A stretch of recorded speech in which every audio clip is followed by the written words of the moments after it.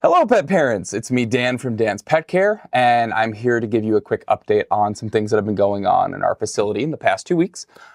We've had a number of dogs that have shown symptoms for kennel cough. Now, to start off, we will be suspending daycare services as of today, Friday, April 26th, and we will be reopening daycare services Thursday, May 2nd. One of the reasons I started this facility and one of the core competencies of what we're trying to do here is have a full level of transparency. The number one reason I do what I do is because I love animals. And that is the most important thing about everything we do when it comes to caring for your pets. So in terms of the temporary shutdown, that is the main focus.